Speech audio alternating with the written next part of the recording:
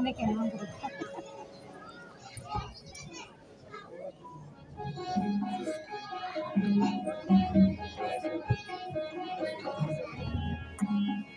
मैंने कर दिया ऑफ कर दिया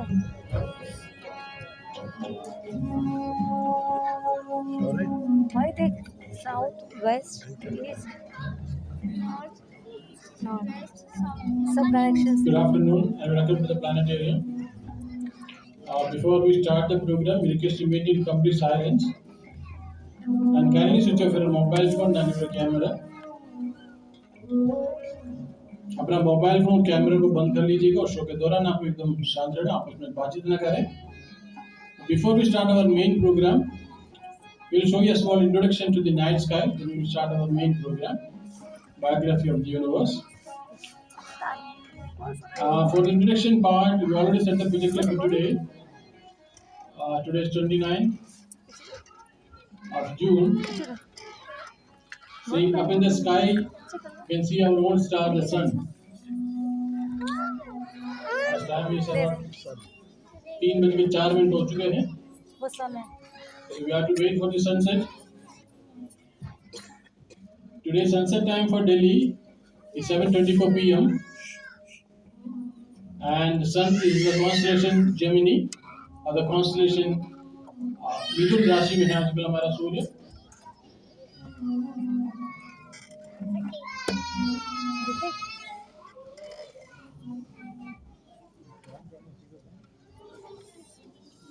The sun is moving towards west. बस वो समय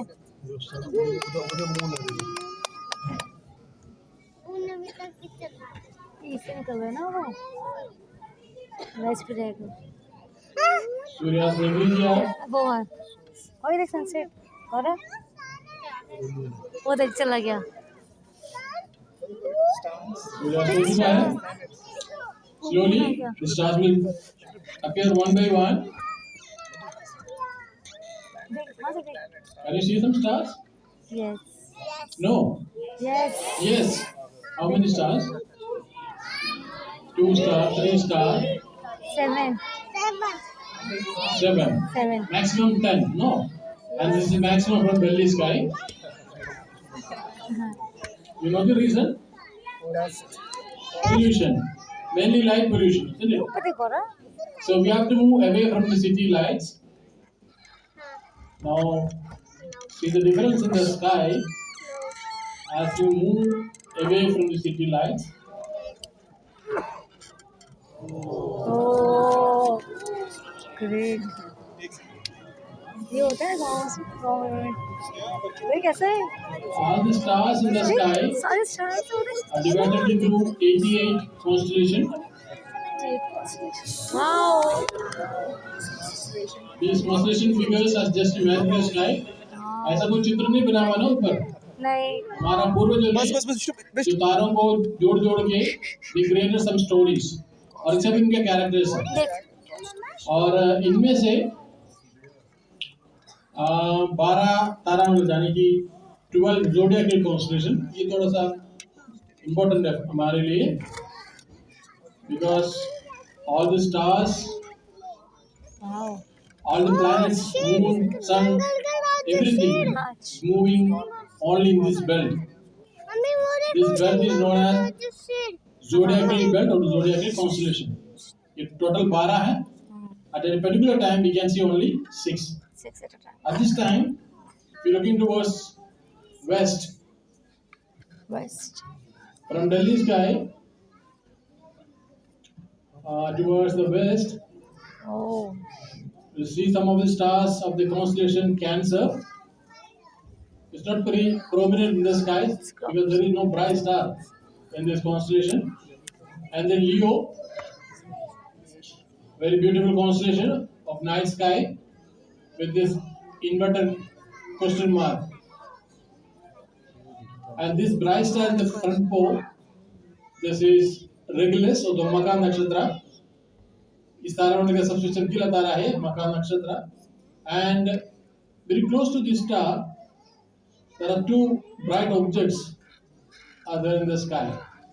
These are not stars actually, these are planets. So we have in our solar system 8 planets, and 5 of them are naked eye planets: Mercury, Venus, Mars, Jupiter, and Saturn. 5 planets are naked eye. So two are visible in the evening sky and two in the morning sky. Planet Mercury is very difficult to find the real sky because it's very close to the sun and Venus. So these two are Venus, the brightest and hottest planet of our solar system, and the second one is Mars. Mars, the red planet Mars. It's also visible. If the sky is clear, there is no cloud, then it will be easily visible around 8 o'clock. And then Virgo, with this bright star, Kanya Rashi, this star is Spica or Chitra Nakshatra. And over there, another bright star, this is in the constellation Bootes. This bright star is Arcturus, Swati Nakshatra. And back to zodiacal belt, these are the stars of the constellation Libra. A moon is there, and then Scorpio, another beautiful constellation. So even without the figure, you can easily identify the real sky. I remove the figure. See, There's a planet. there is a English letter S. No, you can easily identify the real sky. It's a very beautiful constellation. And this bright star, this is red in color. This is Antares or Jyeshta Nakshatra, and then Sagittarius, Dhanu Rashi, and towards north, these 7 stars are very well known in India. Can you identify this constellation? Saptarishi constellation, very prominent, no? In the shape of a question mark. And this constellation will help us to find the pole star in the sky.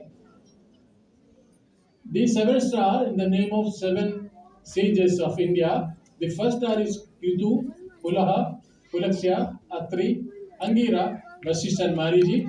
By joining the first 2 stars, we'll find the pole star. This is the pole star.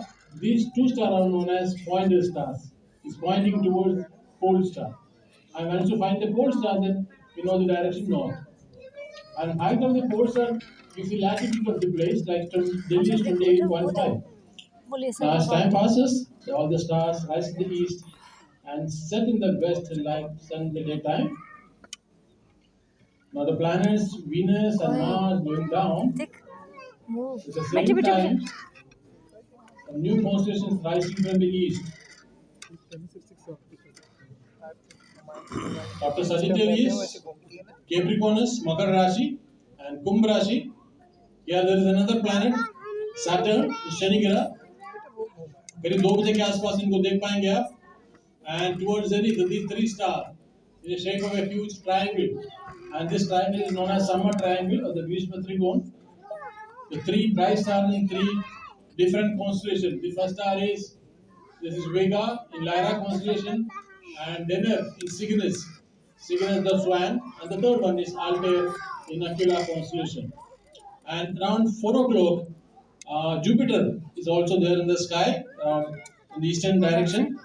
Jupiter, the largest planet of our solar system, and looking through a telescope, you can see the 4 closest satellites of Jupiter: Io, Europa, Ganymede, and Callisto. 4 satellite आप दूरबीन से देख सकते हैं. वैसे Jupiter के 95 के आसपास सैटेलाइट्स है. अब इस समय अगर आप ध्यान से देखें स्काई में, you can see a patch, a white patch going through here. No? Can you identify this? What is this? Galaxy, our own galaxy, Milky Way galaxy. आकाश गंगा मंदाकिनी, हम जितने भी तारे हम यहाँ पर आसमान में देखते हैं, सारे इसी आकाश गंगा के एक पार्ट है. So this was a small introduction to the night sky. Now we will start our main show, biography of the universe.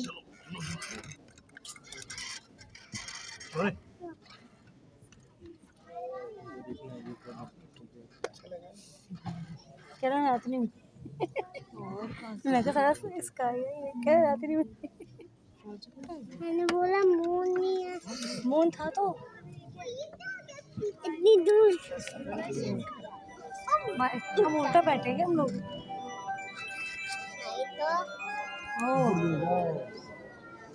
हम उल्टा बैठेंगे।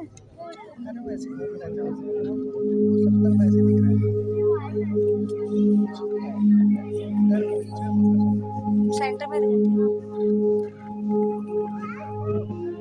More than 400 years ago, a middle-aged professor of mathematics and astronomy, who also happened to be a genius, took his first look at the sky through a telescope he had built by hand.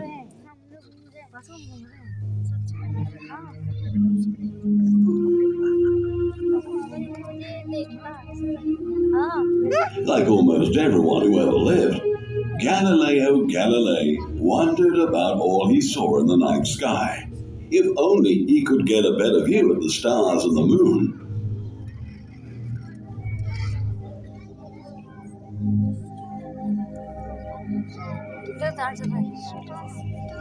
Recently, spyglasses had been invented to magnify things in the distance, such as ships. Galileo designed a much stronger spyglass and turned it upward. Would the telescope show him things about the universe that were invisible to the naked eye? Galileo was the first human being to see the mountains and craters on the moon. Before him, people believed that the moon was perfectly smooth, but Galileo's telescope revealed surface features much like those on Earth. When he pointed his telescope at the planet Jupiter, he was shocked to find 4 small stars around it, which no one had ever seen. The next night, the stars had changed position. He concluded correctly that the stars were actually moons circling Jupiter.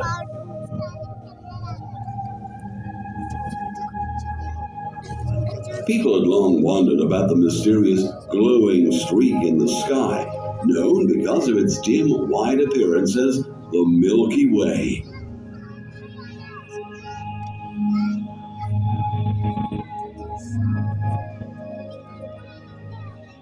Maybe Galileo could finally figure out what it was. It was made up of countless stars too faint to be seen without a telescope.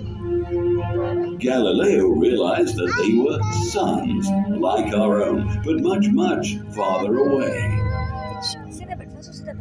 Today we have built larger telescopes that can see thousands of times farther than Galileo's. This image was taken by one of our most remarkable telescopes. It's not on Earth though, it's in space, where the view is not hampered by clouds, pollution, or the atmosphere. The Hubble Space Telescope. Through it, we're seeing things in the universe that are breathtaking.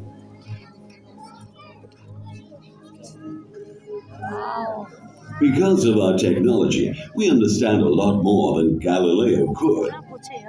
But there remain great questions. How did the universe begin? What is it made of? How big is it? How many stars are there? What is the future of the universe? Scientists believe they had solved some of these questions, but some they haven't yet. The universe is the greatest of all mysteries, and the answers that will unlock its secrets await new discoveries, perhaps by future scientists watching this show right now.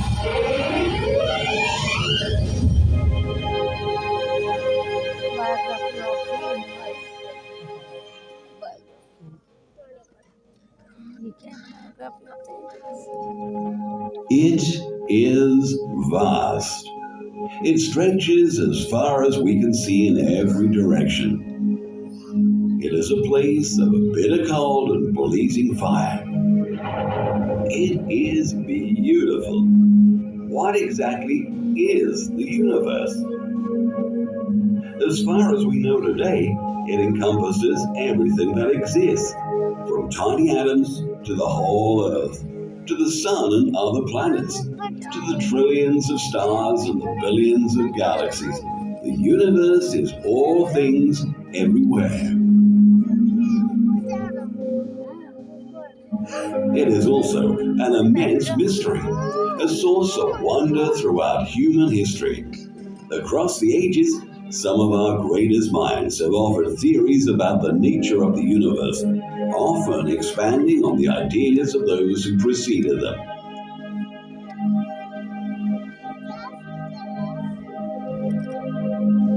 Today's story of the universe might appear strange to the great astronomers of the past.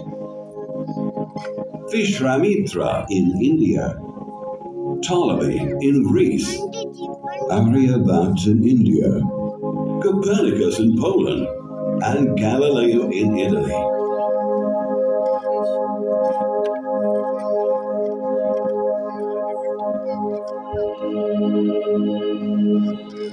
We are not sure how the universe came into existence. Some believe that it was created in the remote past, and others say that it has always been around. Present-day science estimates that the universe is about 14 billion years old and suggests that it exploded into being in a Big Bang.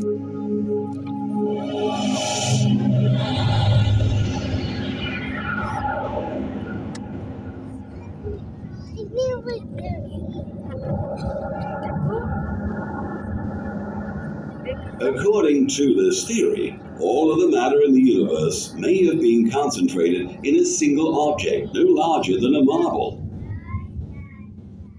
Suddenly, for a reason we don't yet know, it blew up, becoming a universe unbelievably hot and expanding, and then gradually cooling down.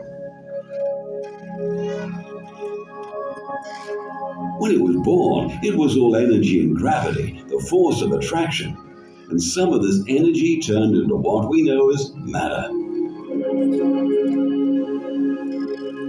This primordial matter gave birth to the elements. Hydrogen and helium were formed in the first 30 minutes or so. The stars later formed, they produced the other elements. After expanding and cooling for millions of years of its infancy, the universe entered the equivalent of its early childhood.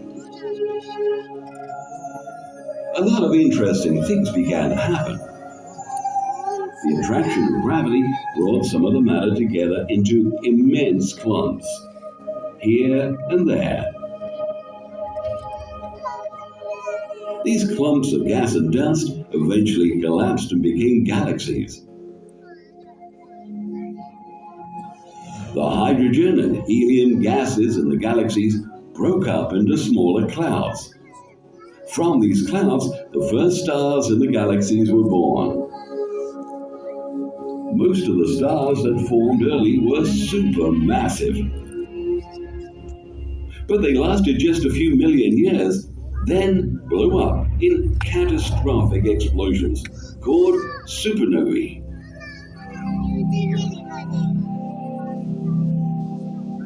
Curiously, all the elements to form life were produced inside the hot interiors of these massive stars.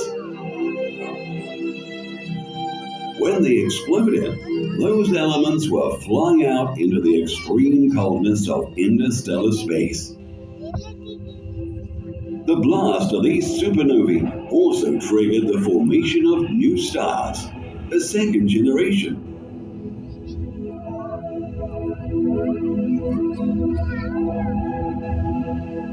By the time the universe was a few billion years old, it was markedly different from what it had been just after the Big Bang. The simple state of radiant energy present at the time of its formation had grown into a massive collection of billions and billions of galaxies. Some of these galaxies are spiral-shaped, some elliptical, and another stay irregular shape, sometimes a result of colliding galaxies. Generation after generation of stars were born, produced elements for life, such as carbon, oxygen, and iron. and eventually died.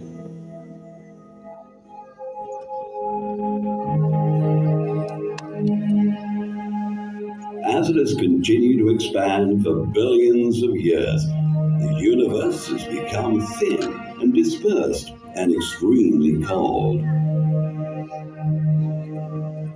Hundreds of years ago, we believed that Earth was the center of the universe. Then science proved that our planet and other planets actually revolve around our sun. Today, we know that the sun itself is but one star among 400 billion stars that make up our Milky Way galaxy. And that our galaxy, though composed of hundreds of billions of stars, can seem insignificant when we realize that it is just one among hundreds of billions of galaxies in the universe. Our Milky Way galaxy formed about 1 billion years after the Big Bang, making it some 13.2 billion years old. The most ancient stars within it are about 10 billion years old, and the youngest are just a few million years old. In fact, baby stars are being born even today. Our sun is a middle-aged star, 4.5 billion years old. It was born from a cloud of gas and dust, which we call a solar nebula. The birth of the sun was brought about by the explosive death of a nearby star. Shock waves from the explosion of the dying star triggered the formation of the solar system. Most of the gas and dust in the cloud went to form the sun, and a small amount collected to form rings and debris around it. Most of the material in the rings then coalesced to form planets: Mercury, Venus, Earth, Mars, Jupiter, Saturn, Uranus, and Neptune. Smaller leftover bits of matter became dwarf planets like Pluto, asteroids, and comets.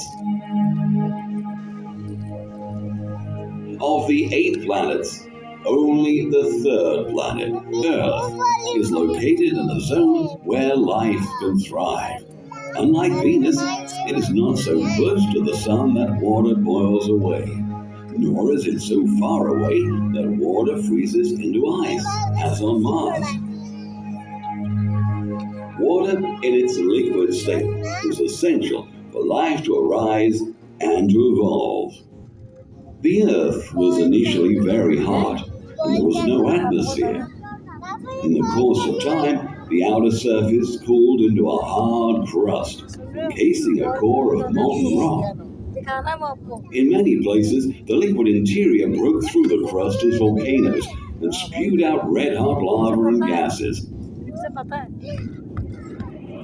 These gases formed Earth's first atmosphere.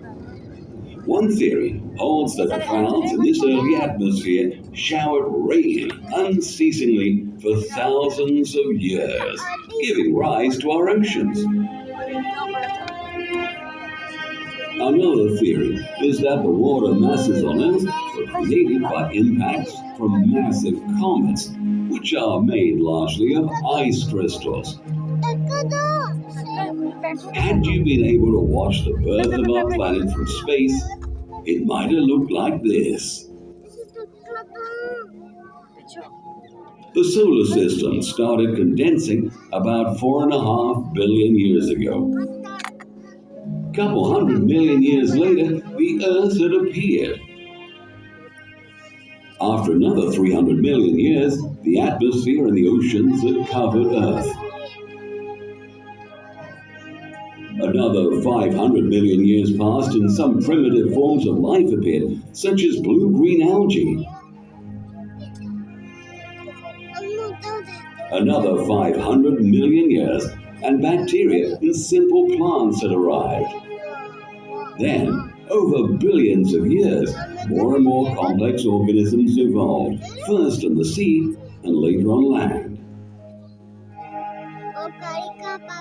Eventually, some 200 million years ago, the gigantic animals we call dinosaurs dominated Earth, only to disappear about 70 million years ago, probably as a result of climatic changes caused by the crash of a large asteroid, setting the stage for the rapid evolution of mammals, foremost among them humans, who began to shape nature itself.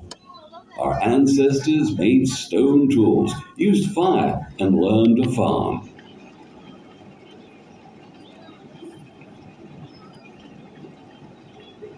From wanderers and gatherers, we became settlers. As life became easier, people had a lot of time to look at the sky. In the apparent random distribution of stars in the night sky, our ancestors imagined familiar shapes and patterns, which we call the constellations. Today we recognize a total of 88 constellations that encompass the entire sky.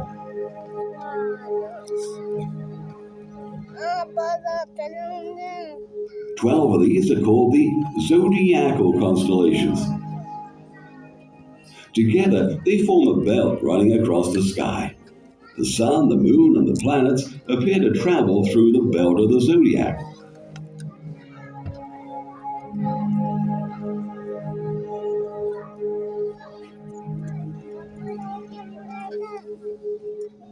One of the most conspicuous constellations seen in the winter sky is Orion, the hunter.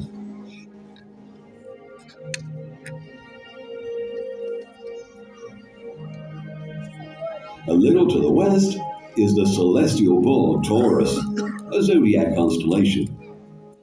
Taurus appears to be attacking Orion the hunter.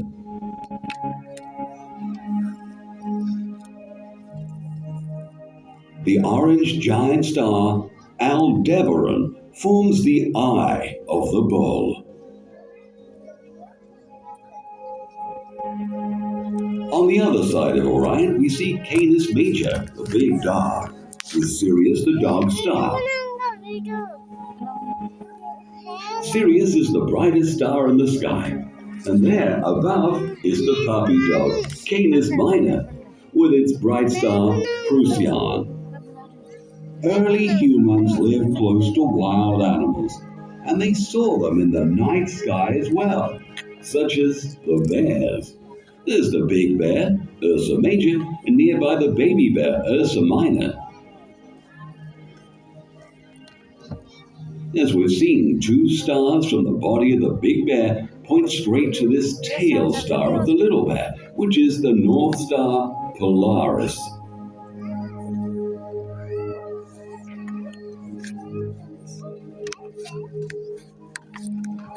Right overhead, we find the famous zodiac constellation Leo the Lion.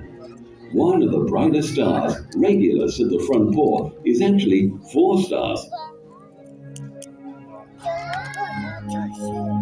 And Denebola at the tail is a relatively young star. In the southern skies, we see the ancient ship Argo.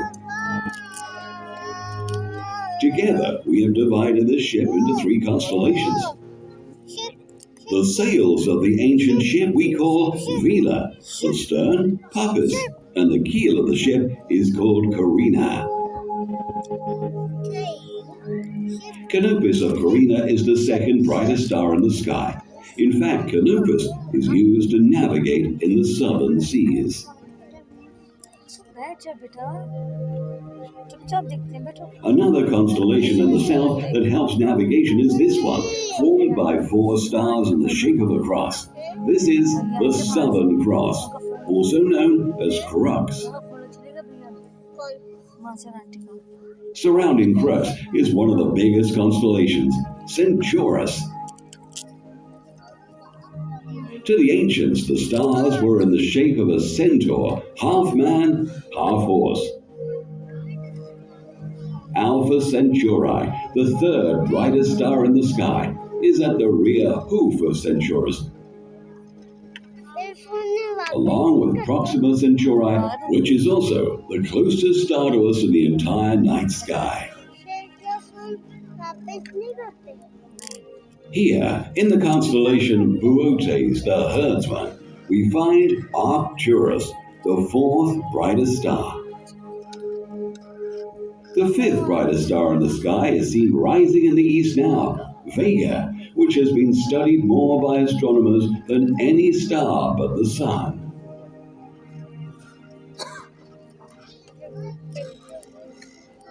With two other bright stars, Deneb of Cygnus and Altair of Aquila, Vega forms a famous celestial threesome called the Summer Triangle, which rises each May, signifying the approach of the summer season.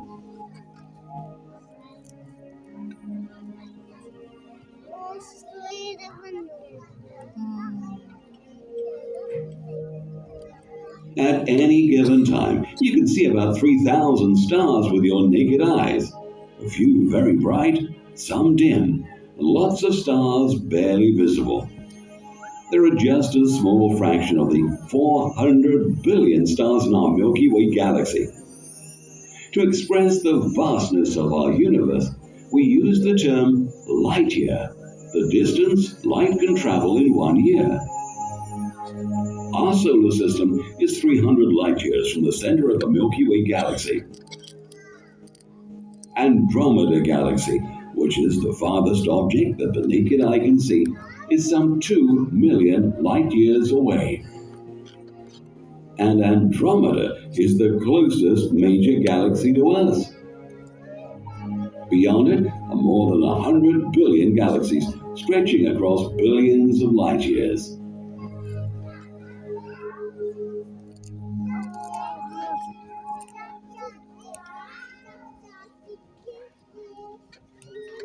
Over thousands of years, we have tried to comprehend the universe by observing it. Today, we do so using increasingly powerful telescopes and computers, trying always to formulate a comprehensible picture of the universe.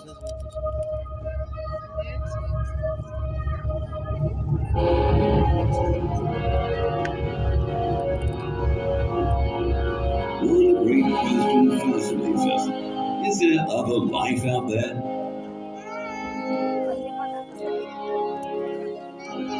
Some skywatchers exclusively search for extraterrestrial life.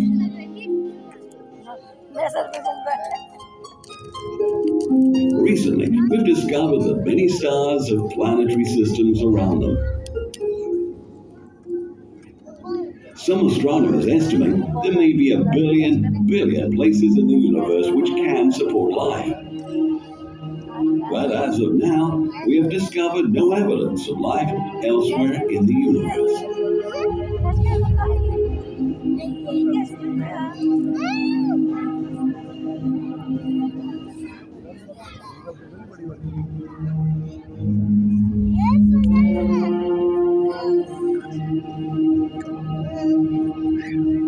As biologist and author Julian Huxley has said, there may be other beings in this vast universe endowed with reason, purpose, and aspirations, but we know nothing of them. So far as our knowledge goes, the human mind and personality are unique and constitute the highest product yet achieved by the cosmos.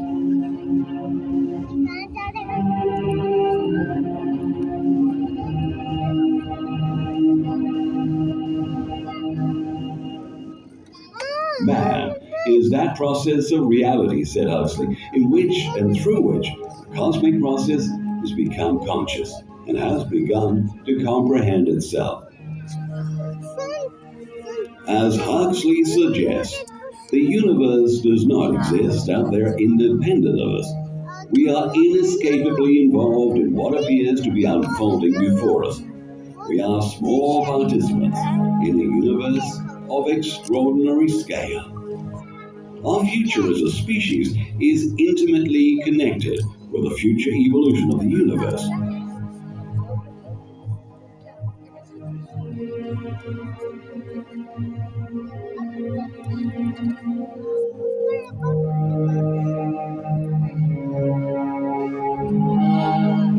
coming centuries, the climate on Earth may change drastically. The continents which are drifting apart may one day collide with each other, destroying old mountains and creating new ones where none existed before.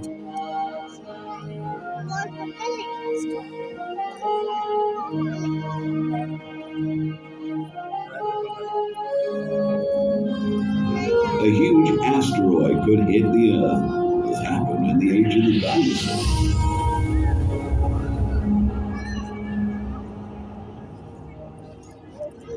Some stars may die in the neighborhood, and some new ones may be born.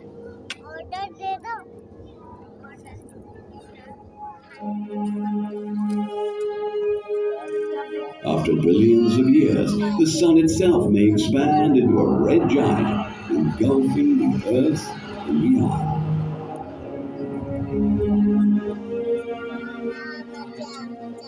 In the past, some astronomers theorized that our expanding universe might eventually slow down, halt, and begin to collapse.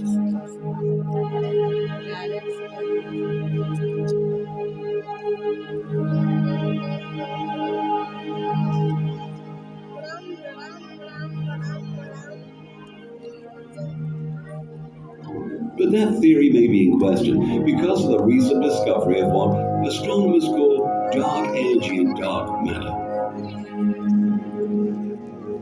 We don't know exactly what they are, but we know they make up a large part of the universe, and discovery suggests that the universe is not just expanding, but accelerating.